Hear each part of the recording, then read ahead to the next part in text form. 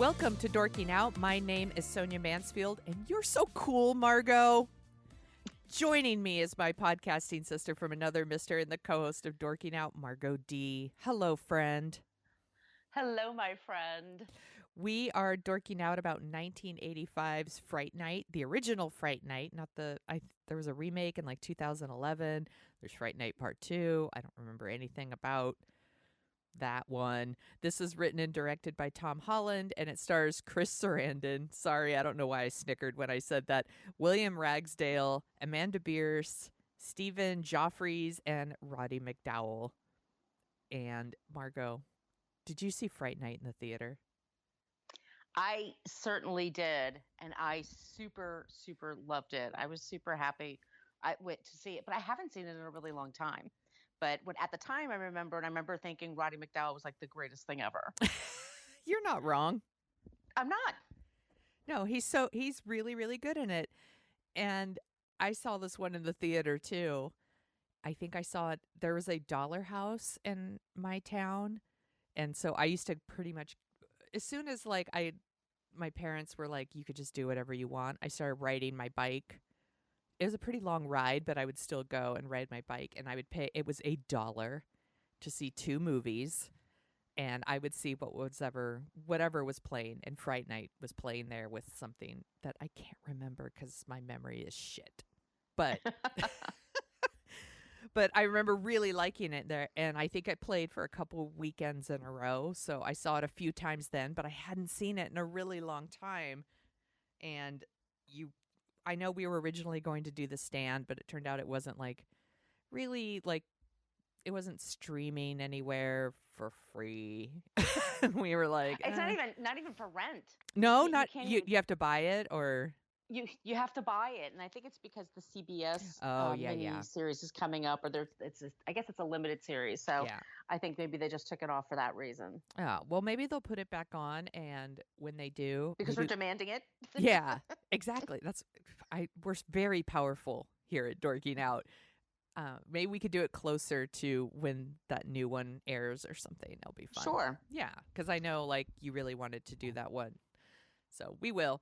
If you haven't seen Fright Night, it is about a teenage boy who tries to pressure his girlfriend into sex and then spies a coffin being moved in next door. Basically, he discovers that his new neighbor is a vampire, and that vampire is Chris Sarandon. What do you think about Chris Sarandon in general? I love him. I think he's great. Yeah. He's Prince Humperdinck in The Princess Bride.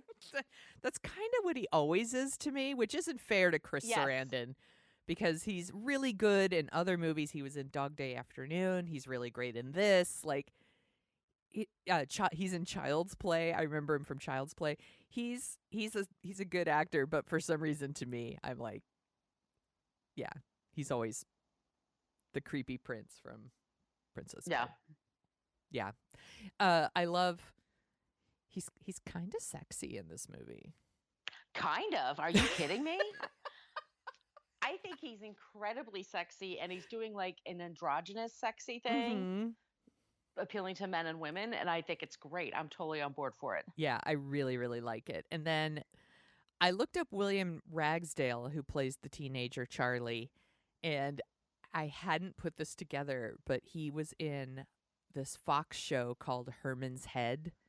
Yes, I used to love that show. It was so dumb, but I loved it. I loved Herman's Head. It also had Yardley Smith, who now voices Lisa Simpson, and it was all about the voices in his head, and it was like Inside Out, but it was like a Fox sitcom, and that's where I remembered him from. It took me a little while to put it together. Should we just go through the movie from beginning to end? Yeah, so like you said, it starts with him pressuring a girl into sex. Or trying. First of all, trying. First we should say, these people are clearly not teenagers. For sure. That's, it's like the Grease thing. Mm-hmm. They're in their mid-20s and they're playing high school seniors. It's Amanda Bierce. She was Marcy in Married with Children. Was that her name? I like her a lot. I always think she's great. I remember They don't have a lot of chemistry. Yeah. It's a little lacking. She has better chemistry actually with the guy who plays Evil Ed. Uh, Stephen Joffrey's. yes, and he's in a movie called Heaven Help Us, which I love. Oh my gosh, He played a weirdo in that one. I haven't seen that one since like it first came on video. I think well, it was at a time when I saw every single thing Andrew McCarthy appeared in, like Mm-hmm. Mannequin, whatever, St. Elmo's Fire, whatever. Mannequin He's in. is Yeah. on the list, everyone. So Yes, we will get to Mannequin. I know you're going to tweet to us and be like, "Come on, Mannequin, nothing's going to stop us now." It's on the list, I promise. Yes. Okay. So he's pressuring her, and then he's a total geek for. Is it called Fright Night? Yes. So there's a TV series called Fright Night with starring Peter Vincent, which is actually Roddy McDowell, and they age him up because he has to play several different decades. He's was a former actor, and he thinks he sees a coffin coming into the house. I guess the father died or their parents are divorced. He lives with his mom, who's not all that concerned about her son. No. And Chris Sarandon, he has a couple, it's very 80s. So Chris Sarandon seduces women and then kills them. Yes. And so we have topless scenes, in this movie. Which Herman, I want to call him Herman too. That's probably my problem. You could call him Herman. Let's just call him Herman. I'm fine with that. Yeah. So Herman/Charlie Sherman. I don't know. Yeah. But he's obsessed with vampires and stuff like that, and he believes pretty quickly. By the way, he comes to the conclusion that the guy is a vampire. It happens right away, and he has a person that watches him. His roommate Billy Cole. His roommate. His quote unquote roommate. Yeah. His friend. There's a lot here that's going on that I did not see when I was a teenager and I saw this movie for the first time. It was like, oh, okay. But we should say 85, height of the AIDS scare, and a very homophobic kind of time. For sure. All the latent homosexuality here is great because, and that's always what I thought what vampirism is all about. Seriously. It's about sex. Yes. And wanting sex and then just not being just Catholic or religious or whatever you were, just being a little hung up, and that was a way to release yourself. So it's a way. So I also want to call her Marcy, but it's Amy. It's Herman and Marcy. Herman and Marcy, the Fox characters. So pressuring her to have sex, and they have their relationship is very teenage in how they treat each other. Yeah, but they're clearly not teenagers, so it's a little distracting. Yeah, it's very high drama. Like everything's a big deal.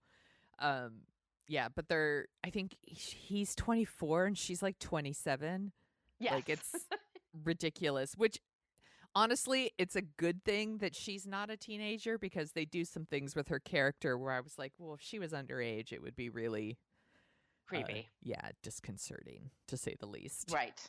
And I think that's the reason why. And she's good. She's good in the movie. Yeah. She's playing, kind of this ditzy teenager that's in love with Sherman, and she wants to be with him, but he's obsessed with the vampires being next door. And this is what I don't get, and maybe you could solve it for me.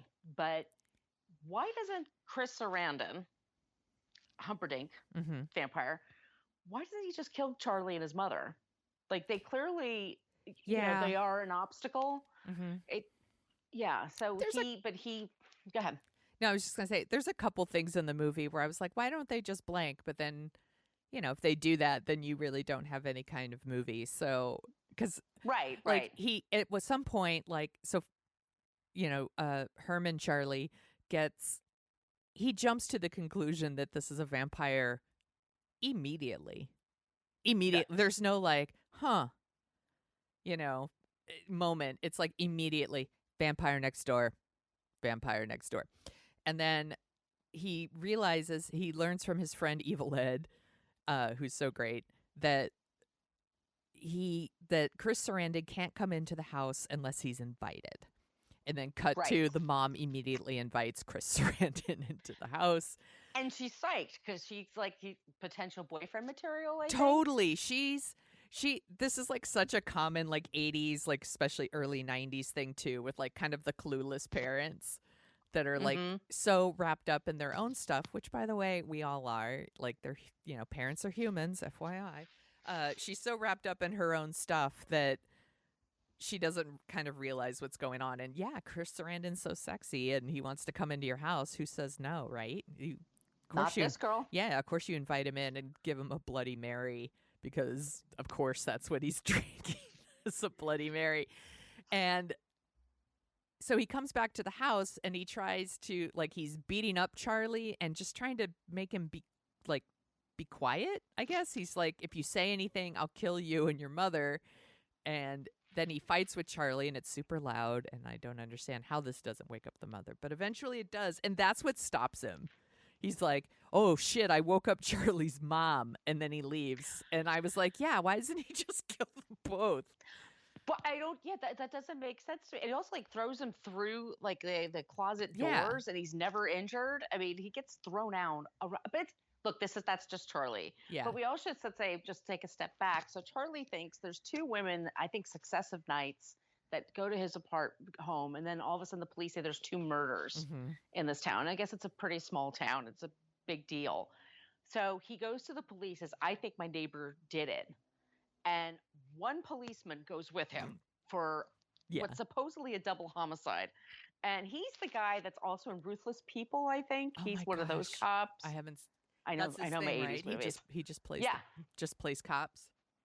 he plays cops, and it's actually really funny how they do it because he shows up at the house, and apparently the actor plays Billy Cole, the roommate.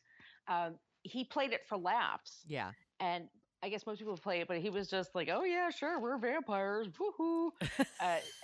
And the cop immediately is like, "Oh, I don't have to search anything. Your word is bond. Your word is good. This kid's crazy." Yeah, you're an adult white man. What could be wrong? What could possibly? Not take a look around, not ask any leading questions, not ask to meet the owner. It's the middle of the day. Why wouldn't he? But he didn't. He doesn't. So Charlie is basically on his own, and he wants to protect Amy and Evil Ed and his mother. You know, he thinks that he is. Chris Sarandon's going to come back for them. The first one he gets is Evil Ed, and Evil Ed is just a very peculiar kid. Yeah. He just acts in a very like. I understand now what they're doing with him. At the time, I was just like, "Oh, he's being funny, like he was in that other movie where he was super horny." But it's a sad scene, I think, because it's Chris. It breaks my heart. It's so. I'm like, there's like a whole other movie going on with Evil. 2 movies. I think there's like a couple of movies in this movie, and I don't mean this in a bad way. But the Evil Ed stuff is really sad. It's like a really sad thing because the way Chris Sarandon like brings him into seduces him. Yeah, seduces him, but not like in a sexy way, but in a like you're picked on, no one understands you. That right. That's all going to end. And what was getting me with Evil Ed was like the tears. Yeah. Like I feeling like maybe he feels understood finally, but also like horribly scared about the next step he knows what's going to happen. But he still makes the choice because he takes his hand. And I was like, this scene's really sad. It's super sad. And then there's a scene actually before that where Amy and Evil Ed go to Peter Vincent's home. And Peter Vincent is hosting this afternoon show, like we said before. He's a has-been. He was an actor. He's supposed to be like pathetic. Yeah, he's supposed to be kind of like a Vincent Price type. I read that he wanted Vincent Price for the role, but Vincent Price by this time was too sick and he couldn't do it. But the character's name is Peter Vincent, which is Peter Cushing and Vincent Price. Right. And you find out from him that not only is he losing that gig, that Fright Night gig, but his he's broke. He has a lot of money issues, which he tucks in his little pocket and he keeps it from the kids. And it's great. Like as soon as the story kicks in again, because the kids basically are hiring him to kill the vampire. And he goes to the house. He determines that Chris Sarandon is a vampire because he can see that there's no image that shows up in the mirror that he brings with him. Right. They go through this whole process, but then then big evil Ed, excuse me, gets bitten. Mm-hmm. And then they go, there's certain scenes also that just drag on and on, but there's a whole dance sequence where they're at a disco. That scene is so weird. It's bizarre.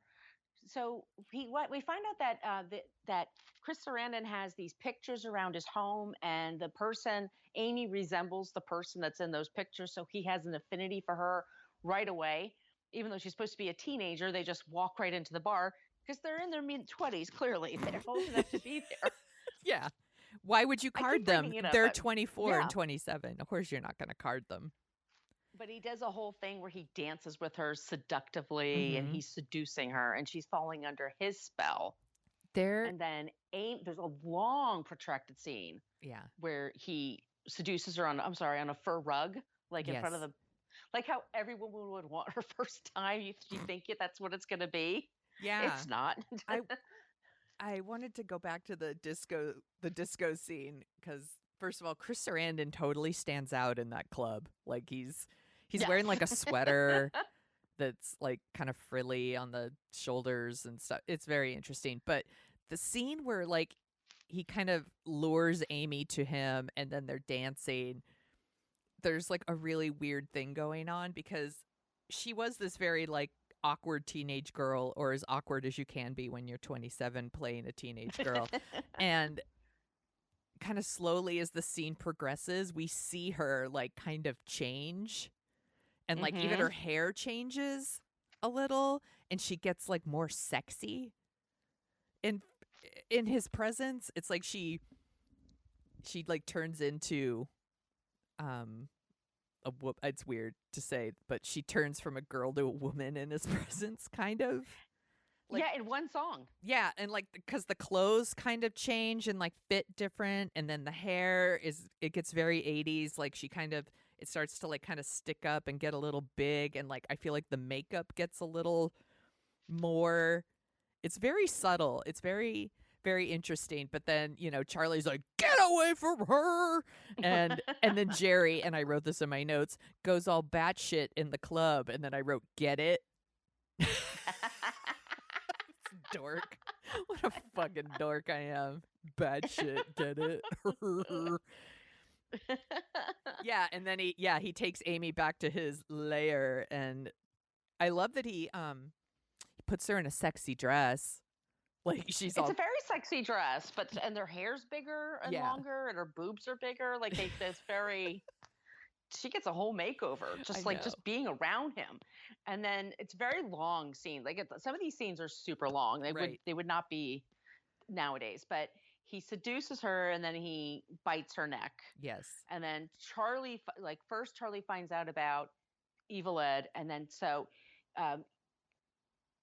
Peter Vincent is going to take out Evil Ed. And he doesn't want to.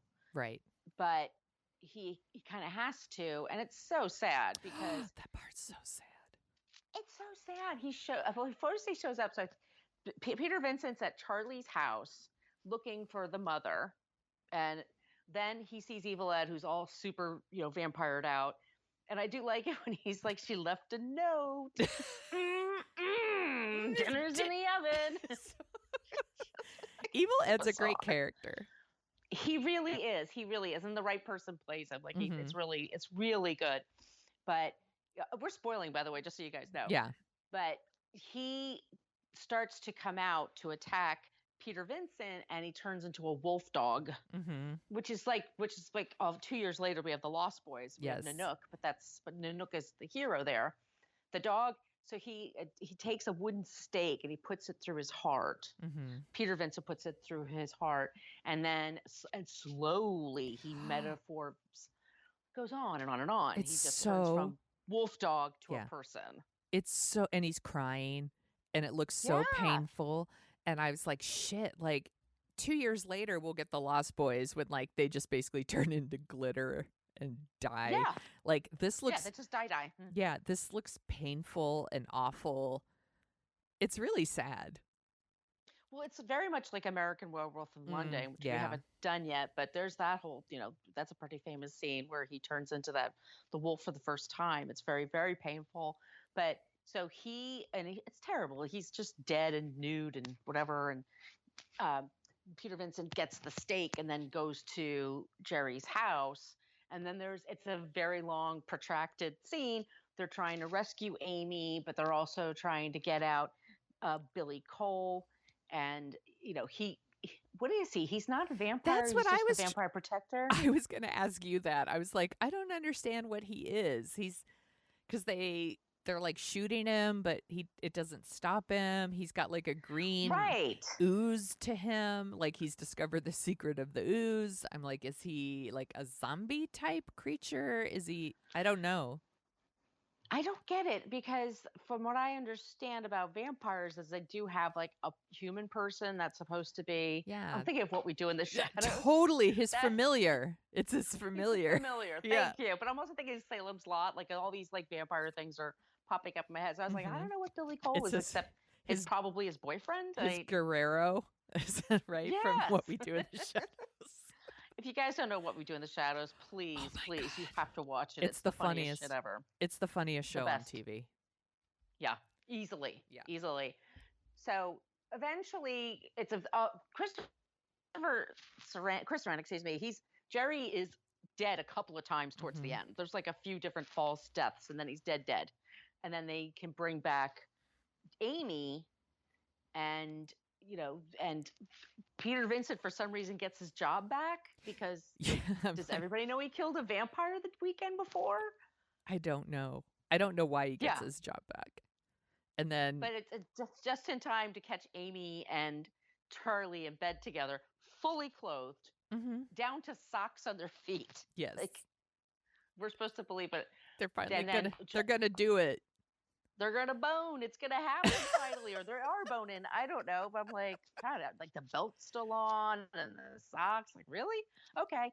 So I do it differently, but okay. Everyone has their own moves. Yeah. Whatever. Hey, whatever turns you on, man. Yeah, whatever gets you through the night. So that's when Charlie looks across and he sees two red eyes in the home next door. Why don't they just burn that goddamn house down? But they don't.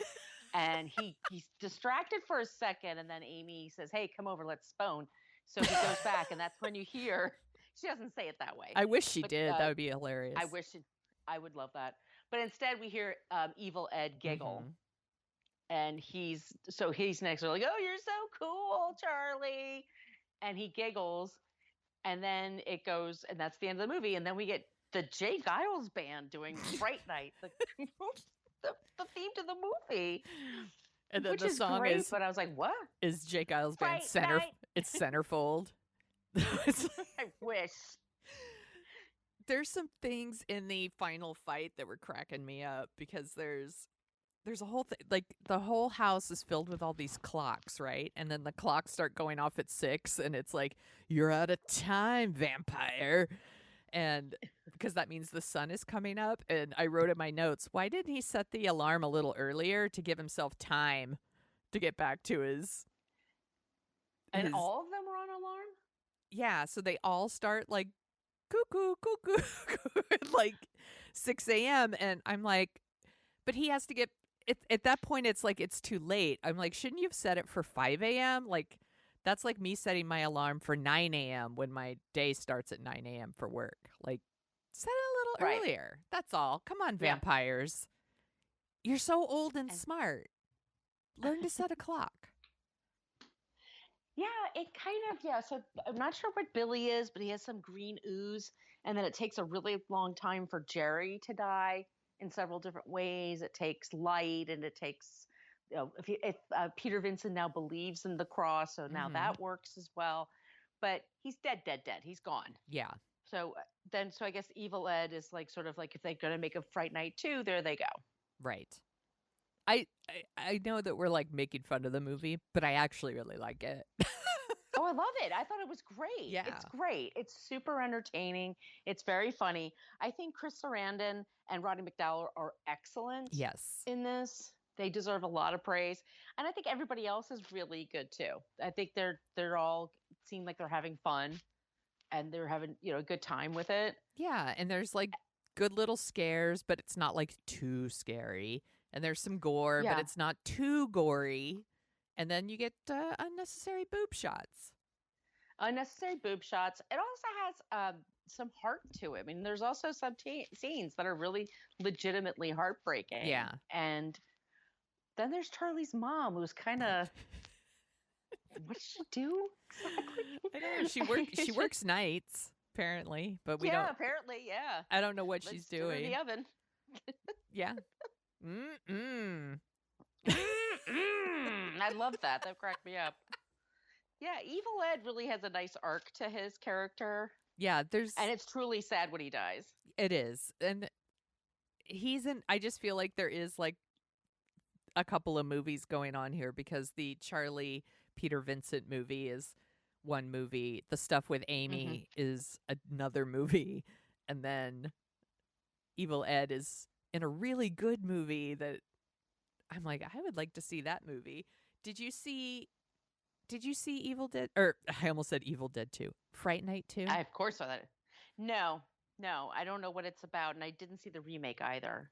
I saw the remake, and I thought it was fine. Like I remember people kind of hating on it, and I was like, well, if you remove the Fright Night part, like, and you just were like, I'm just going to see this movie, and they didn't call it Fright Night, I probably would have enjoyed it even more. But because it comes with that Fright Night baggage of, I love Fright Night, it's super great, and then you see the remake, and you're like, meh, you shit all over it.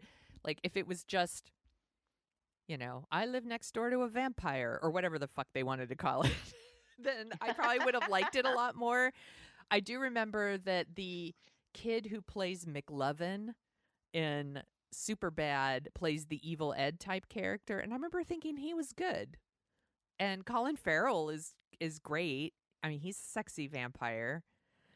It came with that Fright Night expectation that is hard to top.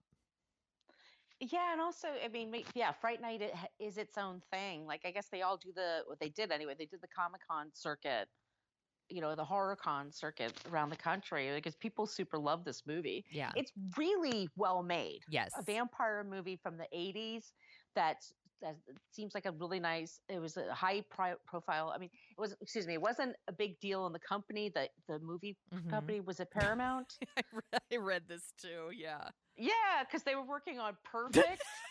And so bad. Perfect. We did Perfect on the show. It's so bad. Yeah.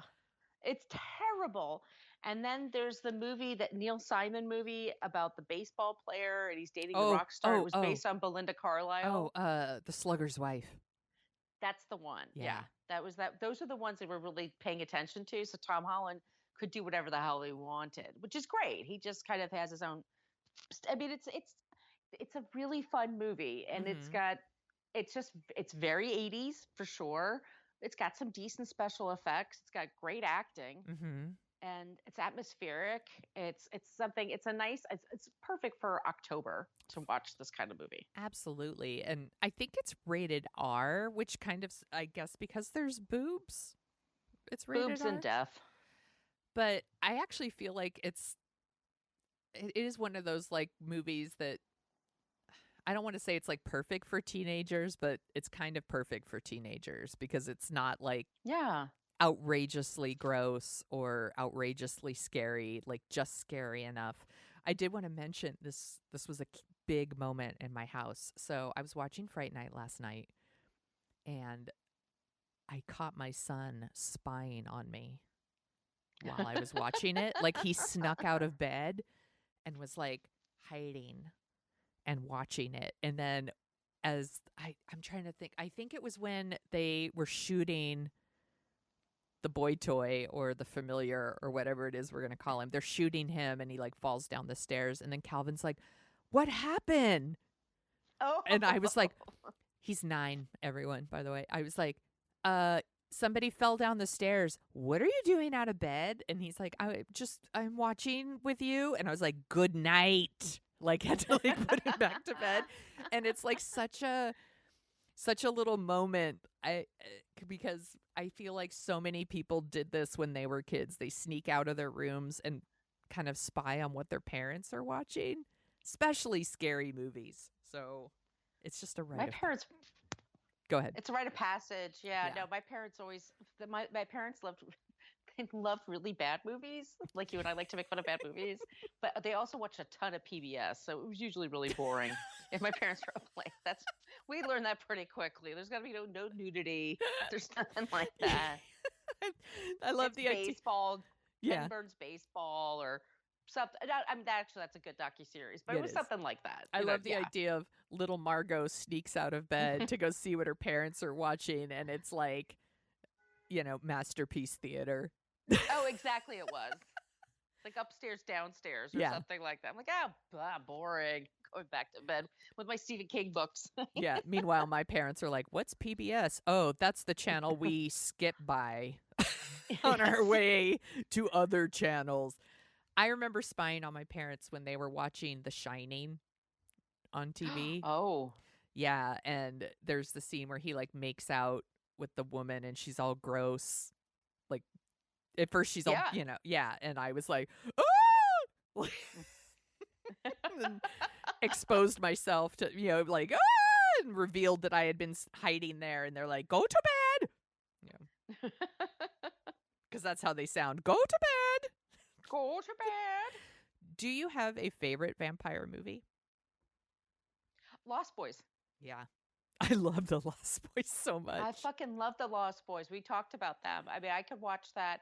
I watch it every year. I think it's fantastic. The one I haven't seen in a long, long time that I'm interested in is Interview with the Vampire, Yeah. because I have not seen that one in quite a while. But I did see that in the theater, Yeah, that and I have one's thoughts about that. that one is on our list. I think we're going to watch that one with Adam.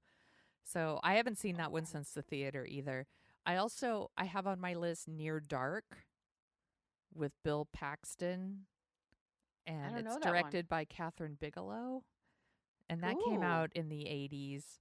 And I think Lance Hendrickson is in it too. I saw it at the time and liked it, but I have a feeling I might like it more now. So that one's been on my list, but I super love The Lost Boys. And we did do an episode about Buffy the Vampire Slayer, which I love too, but mm-hmm. um that's not like a serious vampire movie.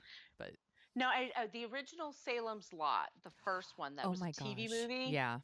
That was one we watched with Mom, and because it was on at like 8 o'clock at night, and it features, spoiler, dead kids floating around as vampires.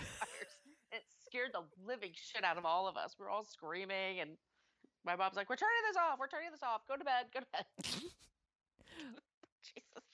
I haven't seen you know what? I don't think I've seen the whole thing. I think I've only seen That's a bits and you know pieces. you haven't seen the whole thing. Mm-mm. Yeah, no, it's hard to get. I think it was hard to get it the last time I checked.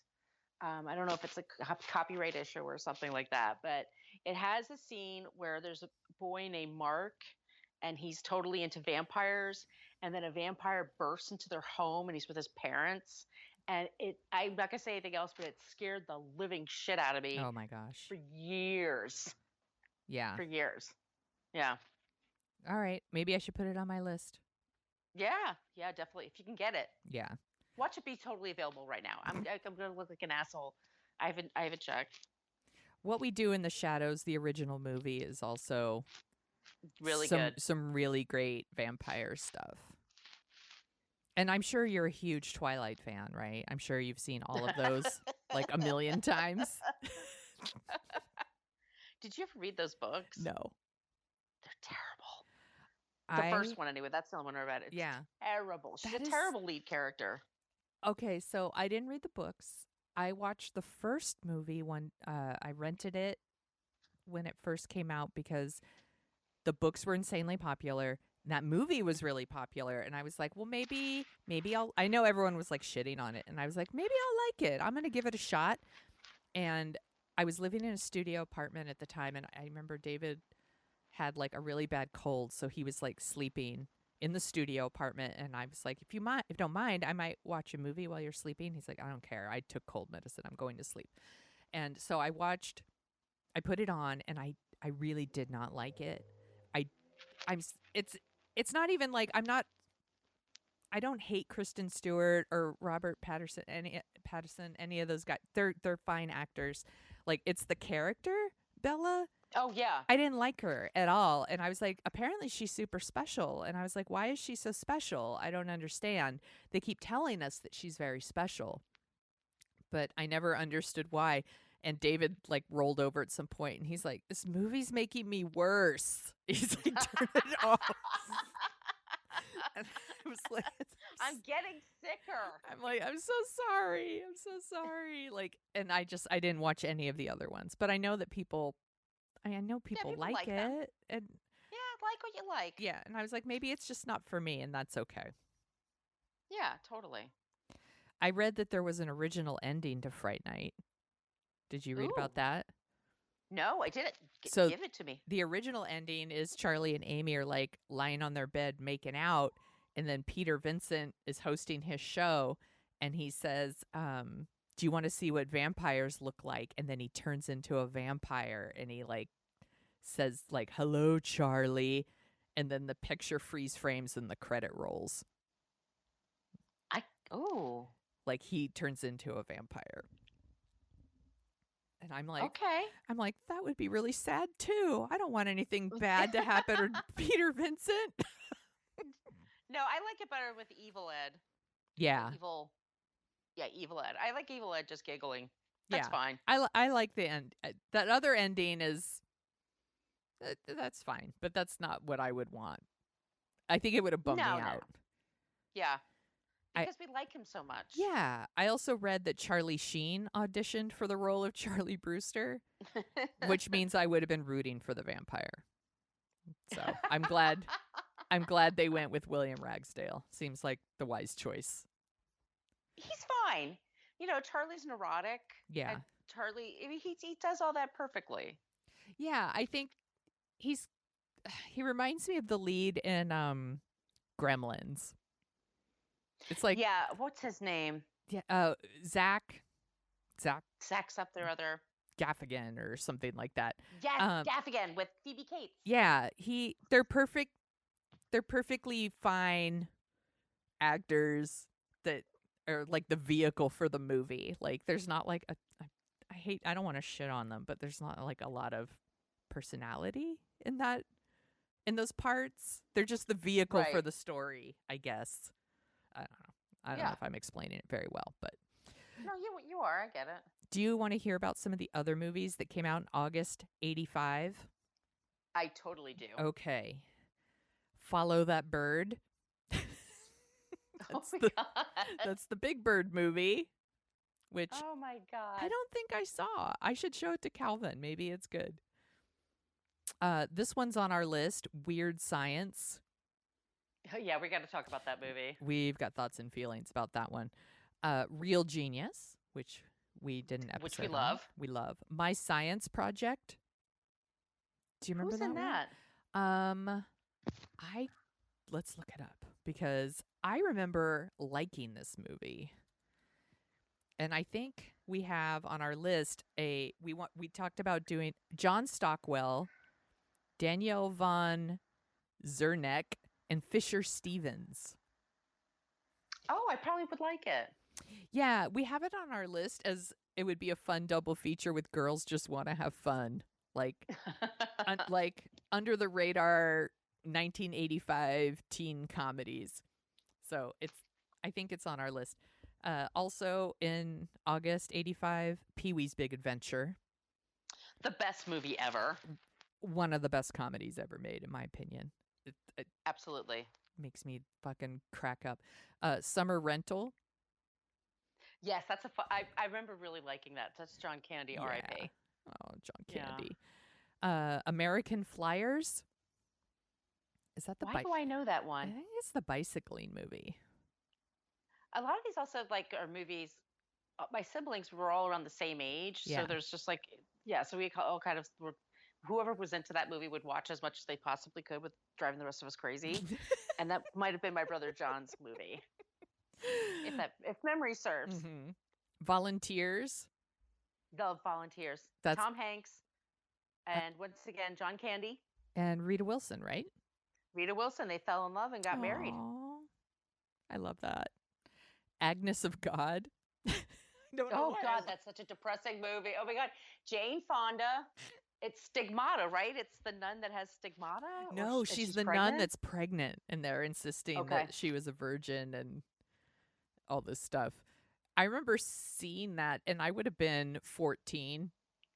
So I was like, I'll totally see Agnes of God. And I was like, why am I seeing this? It's not I for, saw it on it's was not, it Broadway? yeah. Yeah, Because it it's was like like part Anne of the CCD Bancroft class. and yeah. Yeah, and it's very Catholic, and I think I remember going. Yeah, it's a really depressing play. Yeah. That and Night Mother. Have you ever heard of that movie? Yes. Christ, don't see that movie, you guys. Those are Fucking the bummer. those are the movies that like Siskel and Ebert would give good reviews to, and then I'd be like, Yeah. I feel like I'm a grown up, so I'm gonna see them, and then I see them, and I was like, I shouldn't have seen this. I'm not ready for this. Can I somehow unsee this right now? hmm Because yeah. Here's the Any opposite of others? that. Better Off Dead. Love it. So good. Godzilla 1985. Not very good. Is that with Raymond Burr? Yeah. Yeah, it's not good. And then the last one, Teen Wolf. I like Teen Wolf. I do too. I know it's cheesy, but I super love it. I love Teen Wolf. We should No, put it it's on our great. list. We should. Teen Wolf So is fun. do you want to hear about the top songs of the summer of 1985? Mm-hmm. All right, got a few here. So we've got Power Station, Some Like It Hot. That Love that song song. is awesome. It's dope. Tears for Fears, Shout, great song. Yep. Dire Straits, Money for Nothing. You couldn't get away from that song. You could not. And then Or the nowadays video. they can't play it. But yeah, because of the Yeah. F word. Mm-hmm. I love this song. Aretha Franklin, Freeway of Love. I love that Drop song. the pedal, let's go. So good. Go. Go. Oh, that's such a good song. I'm going to listen to it after this. Okay, Mary Jane Girls, In My House. Great song. Oh my gosh. These are all awesome. Rick James. Run DMC, King of Rock. Dope. I was so into Run DMC. Me too. And the last, James Brown, Living in America. Living in America. America.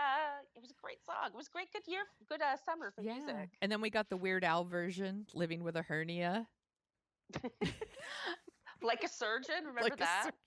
I love Weird Al. I love him so much. Yeah, Weird Al Al is is part of my childhood. I know. He's amazing. What else are you dorking out about? So I think I've talked about this before for season 1, but on Netflix they now have Cobra Kai. It was on YouTube and now it's on Netflix, and I just went through season 2 this week, and it's so freaking good. And if you like Karate Kid, there's an episode where the guys from Cobra Kai, they got those actors to play them Oh my again. gosh. And they're all like in their 40s, and it's amazing. I mean, if you're a big fan of, I'm a huge Karate Kid fan. I just love that movie to death. And it was really cool to see the original actors, and also them being very conflicted. Like they thought like their sensei was a fucking asshole and taught them really bad values, and it really screwed them up. They had to really work hard to unlearn that stuff. And it's a really good show. It treats the material seriously and has some inside jokes and stuff like that.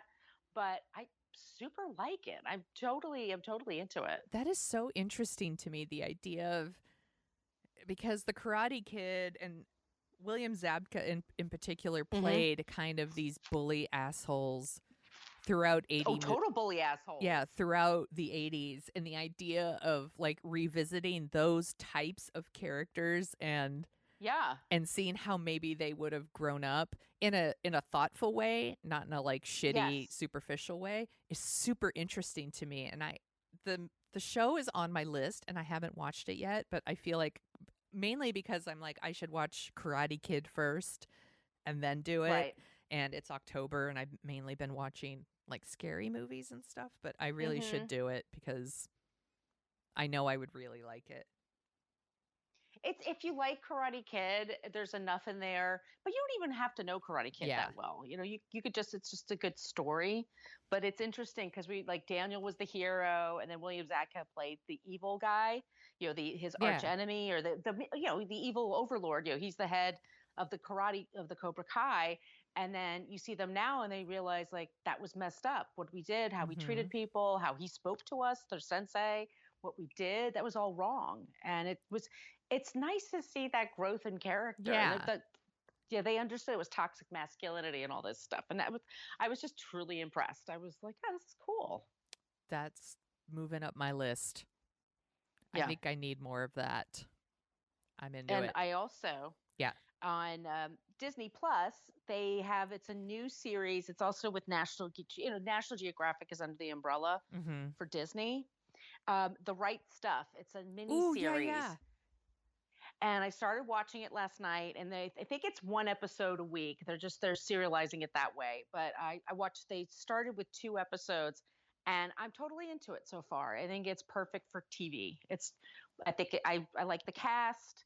The art direction's really good. I just love the story so much, and so that's That the other thing I'm dorking out about. Yeah, that's a good one. Do you think you should watch the movie first and then watch it, or do you think you could just go in? I think you can just go in. Actually read the book Mm. a long time ago. It's a long ass book because I was totally into Sam Shepard.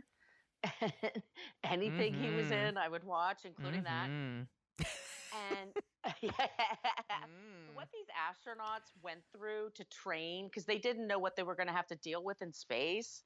And so, like, they would give these guys like not enemas, but they would shoot up their butts like tons of liquid Oh my and then make them god. squat and walk. They don't have this in the movie, by the way. I remember this from the book, but they wanted to see how much they could endure because That's they didn't know, like crazy. I said, they didn't know what would happen to them in space.